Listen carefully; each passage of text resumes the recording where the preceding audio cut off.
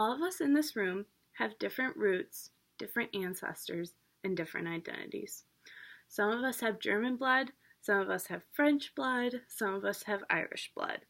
And knowing that is something amazing. To some of us, it may not seem to be such a big deal. Like, why is this girl getting so excited about being German or being Irish? But to others of us, like me, knowing your roots is what helps make your identity. Many of you can probably recall a time listening to your parents talk about how their parents came straight from Germany, or how when they were little, they remember coming from France. Giving you a sense of euphoria and peace, listening to how your family came to be and what they faced. I personally can recall such, but as I grew older, I came to find out that my mother was adopted, and all those stories I had heard were no longer part of my real history. Years went by and my mother finally took a DNA test. And a few weeks later, back came the results. 20% Eastern European, 30% Irish, and 50% Spanish descent. None of us saw that coming. I wanted to learn how a company could take some simple DNA and determine geographical roots. It intrigued me. I hope by the end of this presentation, you will have a better idea of how two of the most common forms of DNA testing, single nucleotide polymorphism testing and Y chromosome testing, connect you to your ancestors. The first way of testing I had mentioned to you was single nucleotide polymorphism testing. Single nucleotide polymorphism testing is a test that is done on your DNA. What this type of testing entails is nucleotides, which genetic home reference calls the building blocks of DNA, to be replaced by SNPs, which are pronounced SNPs. Now you may be wondering, what the heck are SNPs?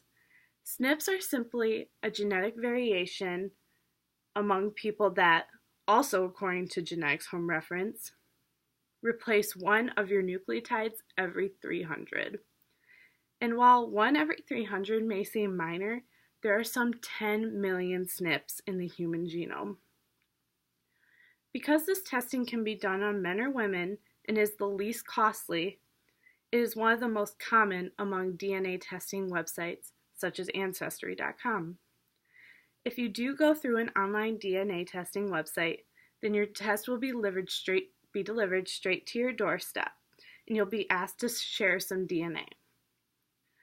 Now, once your DNA is received, it goes through the SNPs analysis process.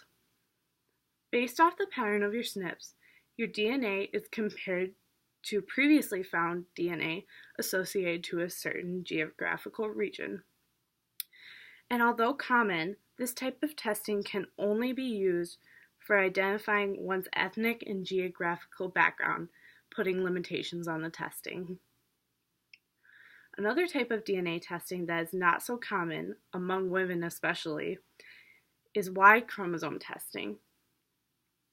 As stated in the name, Y chromosome testing is simply the testing of a Y chromosome taken from a male's DNA. Unfortunately, as mentioned by Genetics Home Reference, the only way a female interested in undergoing this sort of DNA testing is to receive DNA from her brother. This type of DNA testing is most commonly used to trace back the line of the father, being that Y chromosomes are passed directly from father to son. According to Judy G. Russell, writer on The Legal Genealogist, the particular DNA sequences that are being looked at in Y DNA chromosomes testing are called short tandem repeats, commonly known as STRs.